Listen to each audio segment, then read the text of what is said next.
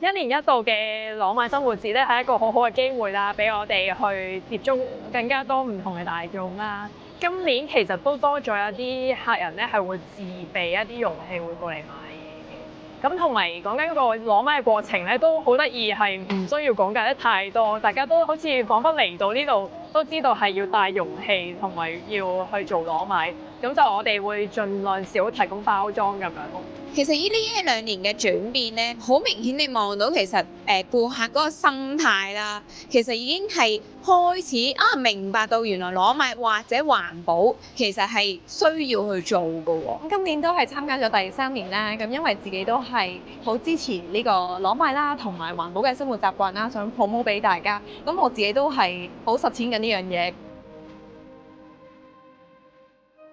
今年嘅攞買節，我覺得係更加多嘅本地菜啦，同埋本地嘅食物啦，去參與啦，同埋一啲可能手工嘅嘢啦，咁樣即係好多香港嘅元素 promote 到俾大家，咁越嚟越多香港自己做嘅產品咁樣咯。我哋都想將咖啡呢樣嘢啦，就即係融入到生活埋環保入邊嘅，特登推出一啲計劃啦。咁譬如係以樽換樽咁樣，咁就可以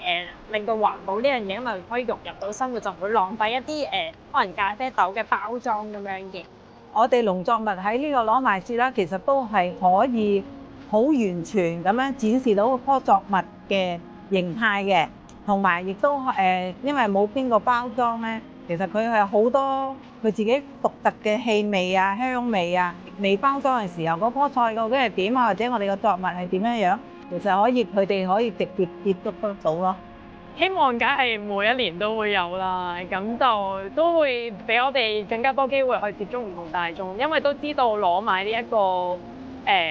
習慣啦，都可能個同溫層都比較厚啲。咁就其實本身攞買嘅人就已經知道點樣攞買，咁但係亦都有好多人可能對於攞買呢樣嘅觀念或者環保嘅概念，其實都會有少少抗拒。咁係希望有多啲呢一類型嘅即係